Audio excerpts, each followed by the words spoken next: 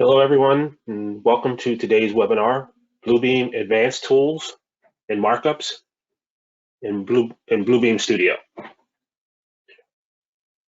we can start with just a little housekeeping. If you have any questions during this presentation, please type them into the question box in your GoToWebinar control panel and not in the chat panel. The question box helps us keep better track of the questions that were asked, just in case there needs to be any follow-up emails that need to go out. Also, a recorded version of this webinar will be available on our website and YouTube channel within a couple days. You'll receive an email with a link when that recording becomes available. And as for myself, my name is Michael Kirk.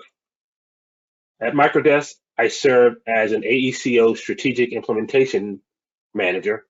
I specialize in assisting design organizations with integrating building information modeling into design processes, and I'm a certified instructor in both Autodesk and other related software. I've worked with national architecture firms to provide on-site assistance and strategic consultation, as well as custom training, content creation, and creating standards and workflows. I have expert knowledge of BIM tools such as Revit architecture, Navisworks, AutoCAD architecture, and Bluebeam.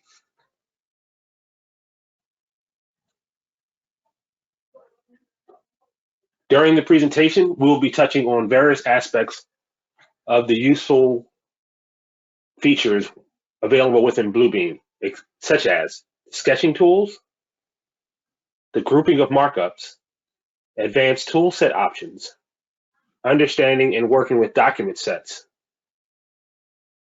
introduction to Bluebeam Studio, and the benefits of the new Bluebeam subscription model.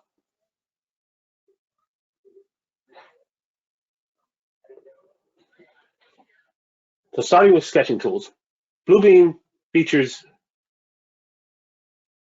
many markup tools that allow you to place polygons, rectangles, and various other shapes on PDFs. Once placed, the markups become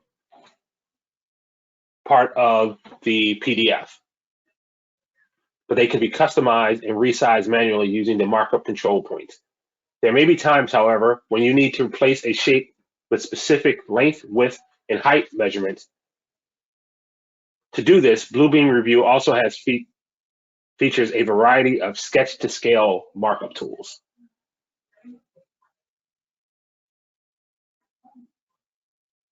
The sketch tools create the various shapes as a markup.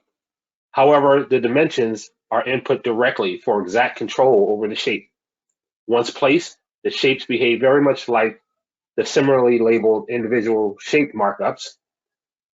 Before placing any sketch tool markup on the PDFs, make sure that it is calibrated to the correct scale. You can do things like attach a note to nearly any markup that does not have a text box of its own.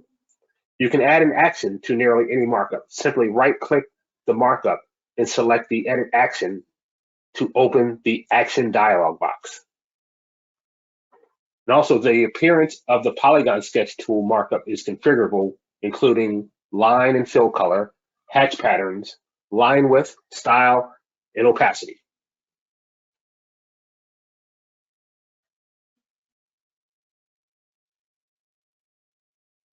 Multiple markups can be grouped to behave like a single markup.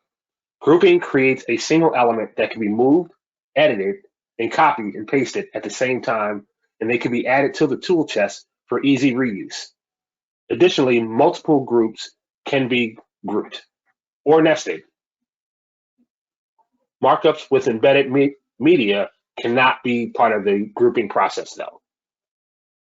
A group will appear as a group item in the markup list with a toggle arrow next to it. Click that toggle arrow beside the group item in the markups list to expand and contract that group. When expanded, the individual markups in the group are shown.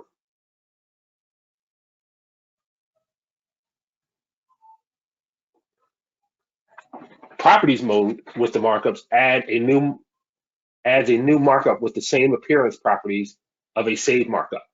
In this mode, the properties, as shown in the Properties tab, are retained, but the exact dimensions, text, and so on are not. You'll see if it's using the tool, Properties mode will create a new yellow text box with a black border and a red text color, as you can see in the picture on the slide. But no text will be inside that box yet, nor will the box have a fixed size. Drawing mode adds a new markup that is the exact duplicate of the saved markup, as if you copied and pasted the original markup rather than make a new one of the same type.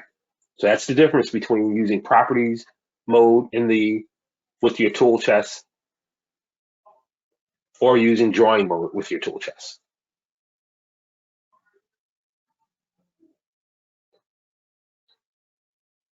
Tool sets can be created at a certain scale and set to automatically scale up or down when placed in a calibrated drawing or a calibrated viewport. Using the dynamic toolset scaler.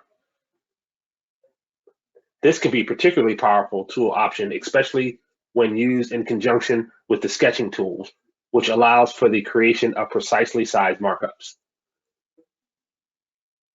Once a scaling tool has been placed on the PDF, its scale is set and it will no longer automatically scale up or down.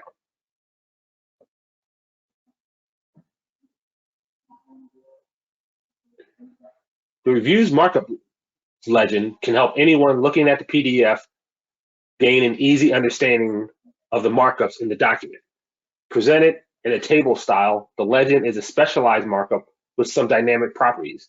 At a minimum, the legend simply shows a symbol that represents the markup on the page with a correlating description.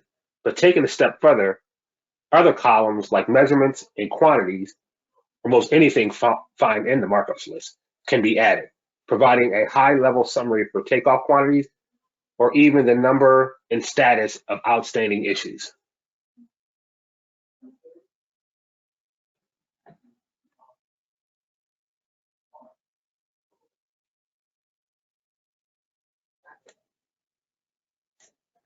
Tool sets can be saved by a single user within their profile or saved out to a network location for use by many.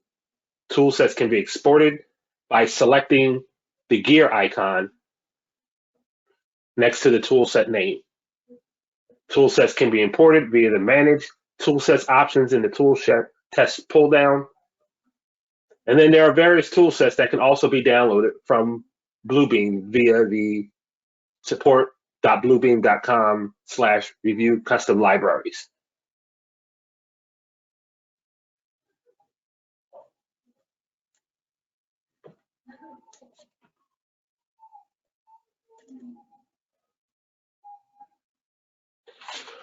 When working with document sets, sets allow the user to open a collection of documents in a single view with the pages organized in a specified sorted order, including any revisions or addenda. Users can navigate through multiple files as though they were in one document without actually merging the documents into a single file. Additionally, files that normally cannot be combined due to things like PDF security or digital signatures can now be viewed as a cohesive collection of PDFs.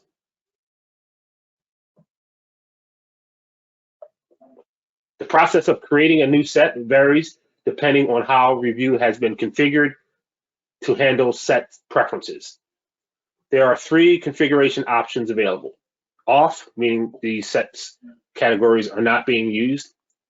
Auto, Review will automatically assign categories for drawings in the set.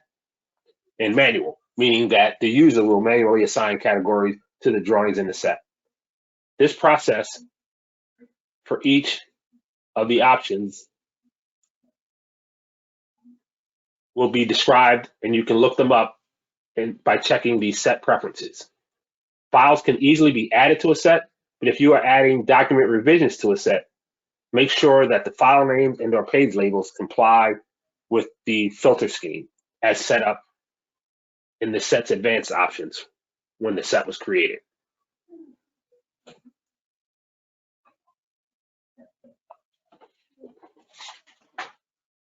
Another option, Bluebeam Studio. If we go back and look at what we were talking about with the document sets, this organizes all of the single sheet PDFs to behave as if they are a multi-sheet PDF, which will allow different people to work on different documents that were organized together. But if it is a multi-sheet PDF, you can't do that because once the PDF is open, it's locked. That's where Bluebeam Studio comes in. Bluebeam Studio is a free cloud-based version included with every copy of Bluebeam Review. It enables powerful document management and real-time collaboration. Studio projects give you a single centralized location to store documents, even entire building projects in the cloud. The two versions are Studio Projects is a simple but powerful document management system in the cloud. Upload PDFs and other file types, then invite project partners to check out and edit those files from anywhere. Studio Sessions, you can think of that as your virtual plan room where project partners from around the globe can add markups and edit drawings in real time. All markup activity is tracked, and a built-in chat feature enhances the intuitively collaborative experience.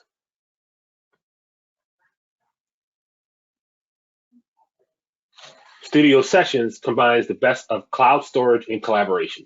Simply upload your PDFs to a Studio session and invite attendees from around the world to view and add markups to the same PDFs in real time or on their own time. All session activity is tracked and a record that conveniently links back to the PDFs.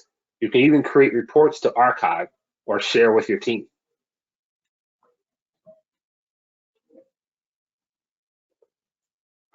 Studio Sessions combines the best of cloud storage.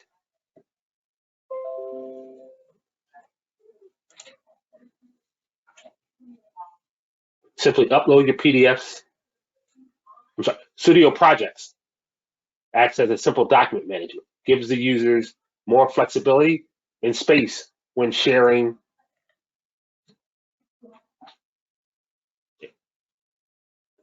or storing files in the cloud. Hosts can invite an unlimited number of attendees to join the project and upload folders or any file type to be viewed. PDF files stored in the projects can be used to start a session for online collaboration and markup. Hosts also have the power to set permissions for groups of attendees or a single attendee, such as the ability to add or delete files, invite additional attendees to a project, create sessions from a project, and manage permissions. Now, all these features you will be able to take advantage of as we look at the Bluebeam subscription model. So Bluebeam licenses, users will now log into their Bluebeam software using an ID with a user ID and password, very similar to Autodesk's model. Users who are not on active maintenance will no longer be able to purchase perpetual licenses as of September 2022. As you can see, we have the versions of Bluebeam Basics, which is the standard equivalent, Bluebeam Core, the CAD equivalent, or Bluebeam Complete, the extreme equivalent. All subscription packages include the next major version of Bluebeam Desktop, Bluebeam Cloud Solutions, as well as Bluebeam University. And Bluebeam University includes comprehensive training materials for review and studio. And here is the pricing for Bluebeam if you're upgrading from maintenance to subscription. And I'll flash this back again after we go through the demo. So let's go out and take a look at Bluebeam and look at the tools that we discussed.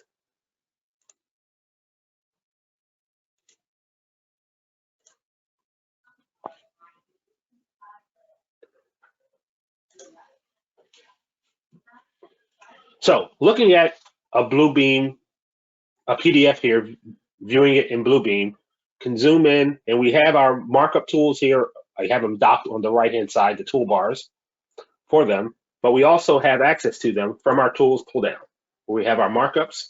But what we want to look at is our sketch to scale. You can see we have polygon sketch to scale, rectangle, ellipse, or polyline sketch to scale. When you are ready to use any of these tools, the first thing that you want to make sure that you do is calibrate the sheet. And I'm just going to left click out of this, and you see if I scroll down to the bottom right of my screen, the scale is not set.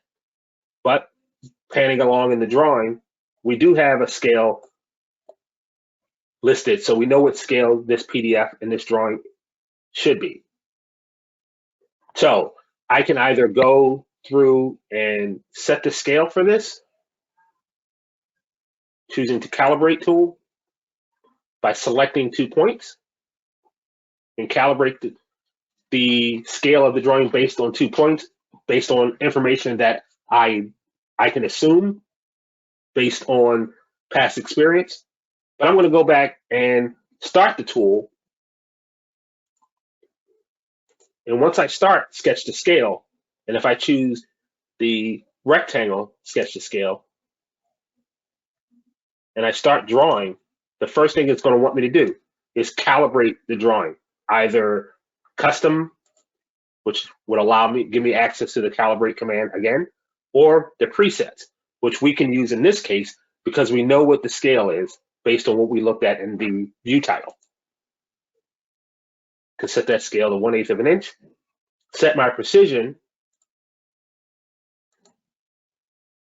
to what my desired precision is, my desired scale, and just apply the scale. Now you see in the bottom right hand of my screen that that scale for this PDF is set. Now, if I go back into the tools, sketch to scale, and I'm going to choose rectangle again, when I pick my points for where I want that rectangle to be placed, and as you can see, a menu bar pop-up allows me to set what the dimensions are for the rectangle. So I can say I want the width to be 16 feet, tab over, and I want the height to be 35 feet.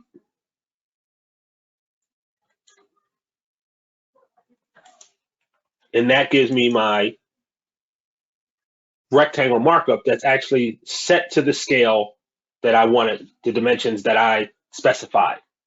So that allows me to create markups that are more concise. If I wanted this to be representative of a certain object that's a certain size, and I want to see how much space it actually takes up in a room or in a designated space, I can do that using the sketch to scale tool.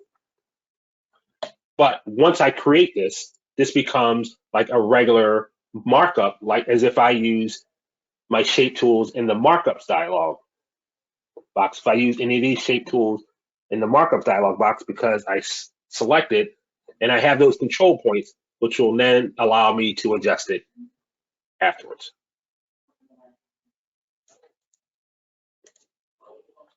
But I can start with a rectangle or an ellipse that is of the precise size that I want using these sketch to scale tools. Now, within the markups, we can go to and look at the grouping of the markups. I can set a couple of markups here. Let's say I want to create a cloud around the stairs, the escalator here, and I'll create another cloud around the escalator here. And I want to tie those two together as a markup. I want to create an arc between them so that we know that they are linked.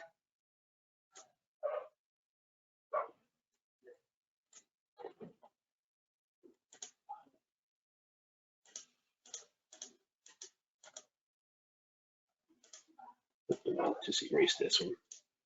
I'll delete that one.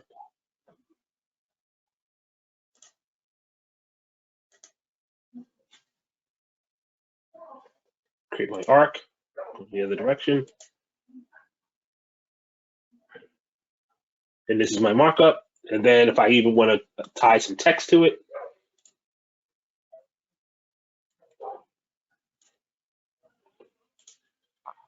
I can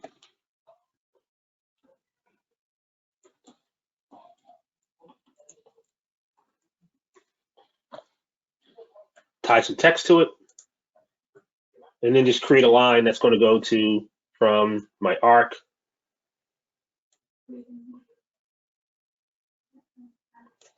to my text. And what I can do is now select these, holding down my shift key to get all of the markups. Come over to my properties, and if I scroll down, I have the option of grouping all of those together. If I left click, I can group them all together. Now they're all viewed as one particular markup. You scroll down inside of the markups, you see I have a group here. If I hit the caret symbol next to that,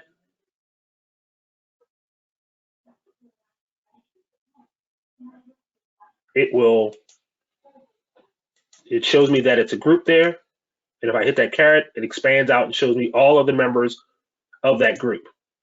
I can change the individual properties of each of the individual members of that group, or select the group and change whatever properties I want as a collective set of items. This allows me to move this. I can copy this if I needed to copy this to another PDF that's part of this multi-sheet PDF, if that's the situation that I find myself in. So grouping these markups together shows me them in the markups list, gives me the opportunity to select them and copy them. If I need to move them, if I need to move it around, I'm moving them all as one select group by grouping those markups.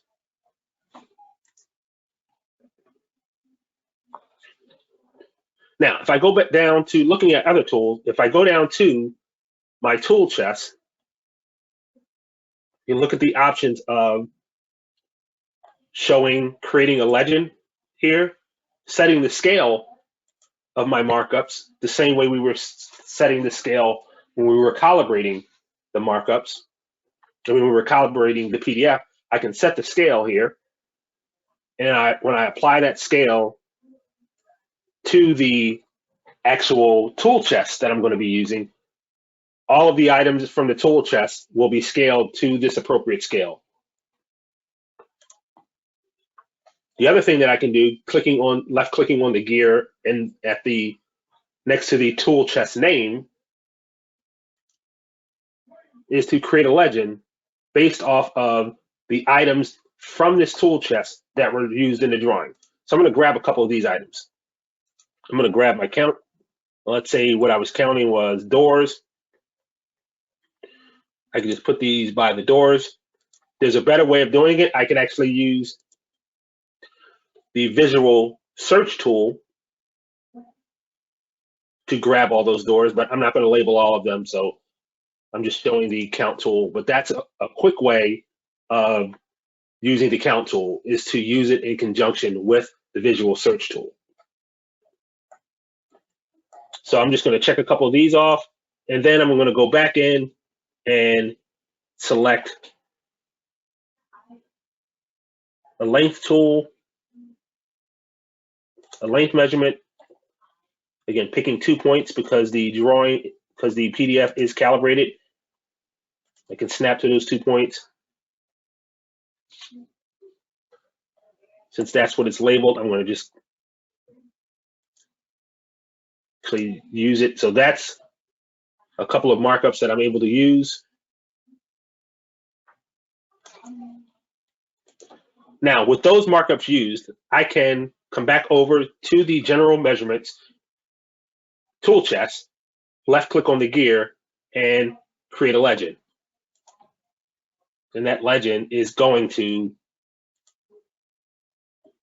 keep track of all of the the items from my tool chest that was used in this PDF, so that anybody who opens this PDF will now know what each of those items are representing.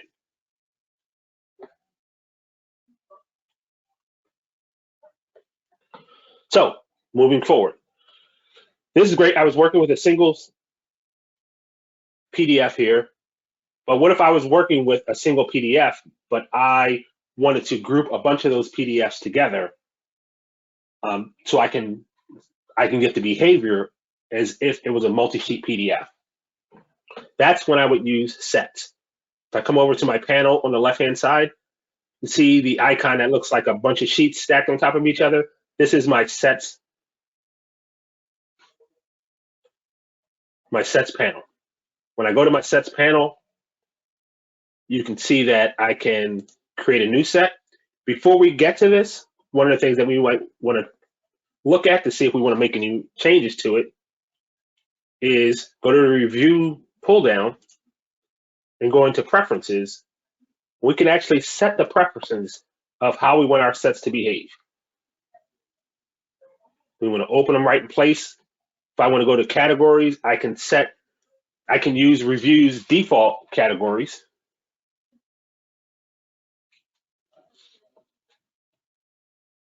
Which you'll see here in the lower portion of this dialog box, or I can create a new one which will allow me to change these, or load one that was existing already from somewhere that somebody else created. So this will allow me to add additional categories to this if I wanted to. But I'm going to go with the out of the box kind of review default ones. But you can see I can add tags. These are all of the things that I can set up for usage with my sets. If I want to create a set, I just scroll over to the panel, create a new set. This is just a little tooltip to let me know what we're doing. Select OK. And now it's asking me, I'll be able to rename this set at some point when I officially save it. But I want to add files, whether or not they were the open files that I had, but I want to go in and add files. I'm going to select a bunch of files. I'm only going to select the architectural files. So you'll see the category match up with the architecture, but you won't see any additional ones because I'm not going to pick any of those other discipline files for this purpose. So these are the files that I want to add to my set. See, it shows me what those files are. Again, I can save it, do a save as if I want, or later on, I'll show you that, and select OK. And now it asks me, it shows me the file names, and it asks me for the tags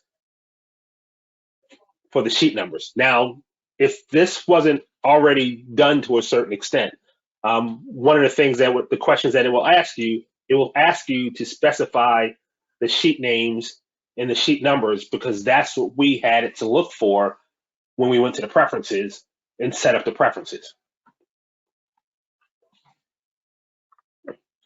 So now it's auto marking those, even like we could do in our thumbnails with any loaded PDFs that we have in here. So I can select OK. Here is now my new set, because we didn't save it and rename it. This is the category. It's the only category that we have in our set because we picked all architectural drawings. And it pulled that category based off of the first letter in the sheet name. So now we have our sets. So this is a situation where each one of these is individual, but because it's a set, it's going to behave like a multi-sheet PDF. If we had, as we're going through and working on this, let's say another sheet comes in. What I can do is replace a sheet that exists already with a new sheet. So let's say my option is one of my options are that I want to replace sheet A203 with a new sheet that came in. So what I'll do is highlight sheet 203, and this I'm doing this in a set, but this is actually capabilities that you have outside of the set command, and I'll show you what I mean. So I can left click on this sheet and then go up to the thumbnail portion of it. So it's showing me that sheet, and then right click, and I can replace this sheet with another sheet. So this is what I mean why we can do this in the sets, but this is also capabilities that you have outside of the sets command. I want to replace the sheets, take the 203 sheet and say, I want to replace it with this 203 sheet, revised, and select OK. Open. Now, here's one of the things that you want to be aware of when you're replacing the sheets in the set. By default, what's going to happen is it's going to replace the 203 revision 2 that we picked with the 203 that we have here. Now, if there was a situation where I wanted the markups to stay, but I wanted the content to be replaced, I would have to check this box to say replace page content only and save the markups. If I don't have this checked off, it's going to replace the whole sheet and then my markups will be gone. So you just need to be aware of that when we're using the replace sheet. I select OK, and it's telling me which one it's going to replace it with, and then I select OK, and there it is. That's the new sheet. As you can see, it's my new sheet, but the markups are still there. Now I go back to my sets, and you see that's my sheet, and it's been replaced. So that's how we can, if we get new submittals for PDFs, and again, it's a single sheet because it was a single sheet the first time, I can replace it in my sets and then just carry on with my sets the way that I was intending to do from the beginning. Within my sets, I have the ability to publish those sets so I can export a drawing log so you know what was part of the sets, or I can just go through and print those sheets, print them all, print its latest revisions, or print previous revisions. So this is a way for me to, and I also can, based on these sheets that are part of the set, again, as I said, I can make use of tools that I have access to, whether or not I was using sets, because I can go to my batch tools, we replace one sheet, and if I want to replace multiple sheets in this set, I could use the slip sheet command, the batch slip sheet command. I can also compare my documents, even though they're part of a set, overlay my documents, even though they're part of the set. So I still have the same access to some of the same comparison tools, whether or not I'm dealing with a set, but you don't lose them because you grouped all these items as part of a set. So you can use the sets to your benefit by getting multi-sheet PDF behavior out of single sheet PDFs. So the last thing I want us to take a look at before we go back and look at the licensing for the Bluebeam again is our intro and our access to Bluebeam Studio. Bluebeam Studio, as I mentioned, comes with review. You'll see an icon here at the bottom on the left-hand side for your panels, or wherever you have your panels docked, is Studio. We can start a studio project, or we can start a studio session. Again, with projects being storage and sessions being for the collaboration effort. If I wanted to, I can sign in to my Bluebeam account, my studio account.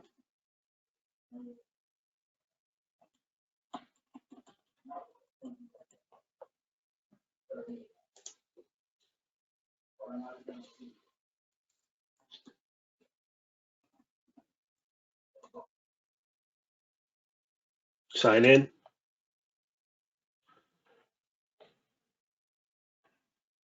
It shows me all of the sessions that I'm involved in, or if there were any projects that I was involved in. I can go to the sessions. I can open up a session.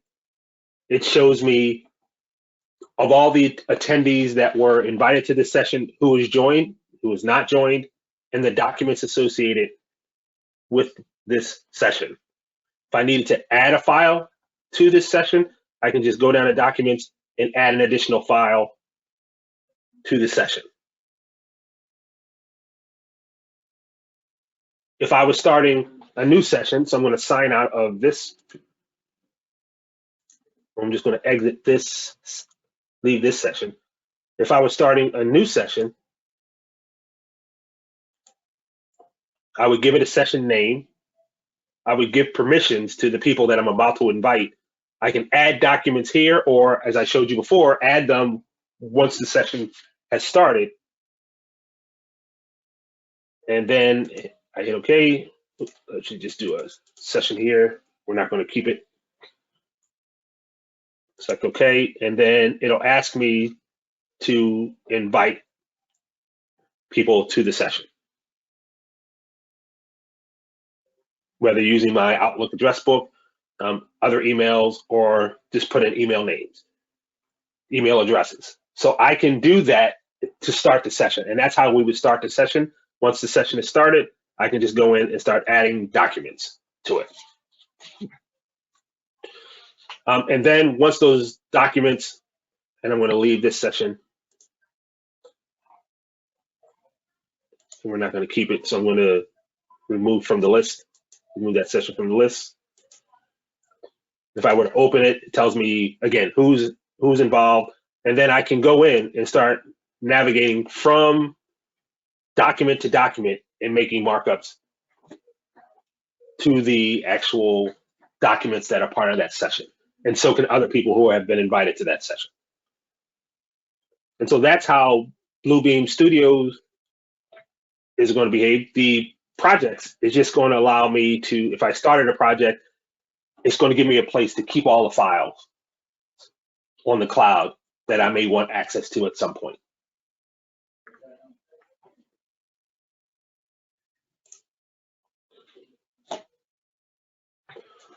So that concludes the demo. So just kind of reiterating what we were talking about with the Bluebeam new releases, the Bluebeam licensing, and what those the new pricing and everything is for the licensing, and upgrading all the things, you know, upgrading your Bluebeam licenses, going from maintenance to subscription.